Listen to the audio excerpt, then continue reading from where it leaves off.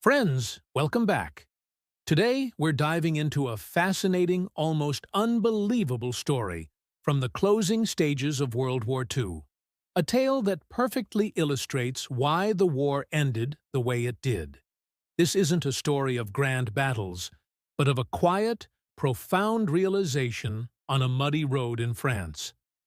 It's about a German colonel, a captured American fuel depot, and a moment that changed his entire perspective on the war. Our story takes place in late 1944. The Allies have broken out of Normandy, and the once mighty German army is in full retreat across France. Among the pursuers is the U.S. Third Army, led by the famously aggressive General George S. Patton. Patton's armored columns are moving at a breathtaking pace, a modern-day blitzkrieg that the Germans themselves had pioneered. But this relentless advance came at a cost. Fuel. Patton's tanks and trucks were guzzling gasoline at an astonishing rate, creating a logistical nightmare. The supply lines, stretching all the way back to the beaches of Normandy, were struggling to keep up. This lifeline was known as the Red Ball Express, a massive, non-stop truck convoy system, but even it was strained to its limits. At one point, the situation became so critical that Patton's entire army was forced to a halt, not by German guns, but by empty fuel tanks. It was during this famous gas crisis that our story unfolds. Imagine the frustration. The enemy is on the run. Victory is within your grasp, but your war machine has ground to a halt. Now, let's switch perspectives to the German side. The Wehrmacht is in disarray, fighting a desperate, retreating battle. Units are scattered, command and control have broken down, and supplies are scarce. In the midst of this chaos, we have a German colonel, a seasoned veteran of the Eastern Front, tasked with organizing a counterattack or, more realistically, just trying to hold the line. His name, lost to the specific annals of history, represents the countless professional soldiers who knew the war was lost but continued to do their duty. This colonel was leading a small, cobbled-together battle group, a Kampfgruppe. They were low on everything: ammunition, food, and, most critically, fuel. His few remaining tanks and armored vehicles were practically running on fumes. Then, they got a lucky break. During a local skirmish, his unit stumbled upon and overran a hastily abandoned American supply dump. And it wasn't just any dump, it was a fuel depot. For the colonel and his men, it felt like hitting the jackpot. This was the lifeline they so desperately needed. He immediately ordered his engineers to take stock of their prize. The report that came back was staggering. They hadn't just found a few dozen barrels of gasoline. They had captured a staggering 50,000 gallons of U.S. fuel. 50,000 gallons! To put that in perspective, that was more fuel than his entire Panzer Division had used in the opening weeks of the invasion of France in 1940. It was an ocean of gasoline, a war-winning amount by the standards his army had been operating under for years. A wave of relief and elation must have washed over him. With this fuel, they could get their tanks moving again. They could mount a proper counterattack, punch a hole in the American lines, and maybe, just maybe, turn the tide, at least locally. He began drawing up plans, his mind racing with tactical possibilities that had been unthinkable just hours before.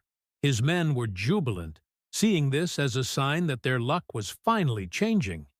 But then, as the initial excitement settled, the colonel began to think. He was a professional, a man who understood logistics, the unglamorous backbone of any army. He started to do the math. He asked his staff a simple but profound question. If this is what the Americans can afford to lose, what does that say about what they actually have? Think about that for a second. This massive, division-sustaining quantity of fuel was not a primary, heavily guarded depot. It was a forward, temporary dump, likely one of dozens just like it, left behind in the chaotic rush of an advance. It was, in the grand scheme of the American war effort, a rounding error, an acceptable loss. The Americans didn't stop because they ran out of fuel in total. They stopped because their supply chain couldn't move it to the front fast enough. The fuel itself was abundant. The colonel stood there, looking at the endless stacks of fuel cans, and the full, crushing weight of the situation descended upon him. This wasn't a lucky break. It was a tombstone. It was the material proof of a reality he had suspected, but never seen so clearly. Germany was not fighting a nation.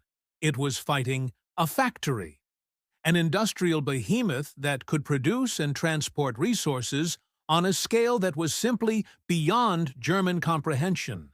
His own forces had to meticulously plan every single offensive around fuel availability. They used horses to tow artillery. Their trucks ran on wood gas generators, and every drop of gasoline was more precious than gold. And here, in front of him, was a casually discarded fortune. He understood that the American soldier at the front could be just as brave or scared as his German counterpart. The tanks might be comparable, but the industrial and logistical power behind that American soldier was an insurmountable tidal force. In that moment, looking at 50,000 gallons of captured gasoline, the colonel understood completely. The war was over. Not just on this front, not just for his unit, but for Germany. They could still fight. They could still win skirmishes and cause casualties, but they could not win the war. The sheer, overwhelming material superiority of the United States made the final outcome an absolute certainty. He reportedly turned to his adjutant and said something to the effect of, "If this is what they are leaving behind, we have no hope of stopping what is coming." The plans for a glorious counterattack were scrapped. His new objective was simply to save as many of his men as he could. The captured fuel, once a symbol of hope, became a symbol of defeat. They took what they could carry and continued their retreat, but the fight had gone out of them. They were no longer fighting for victory. They were just surviving until the inevitable end. This story, though small, is a powerful lesson in modern warfare. It's not always about the brilliant general or the heroic soldier. More often, it's about logistics. It's about oil, steel, rubber, and the ability to get it all to the right place at the right time. The Allies, and particularly the United States, simply outproduced and outsupplied the Axis to a degree that made military victory an inevitability. The German colonel, standing in a muddy field in France, was one of the first to see that truth written not in a textbook, but in 50,000 gallons of captured American gasoline.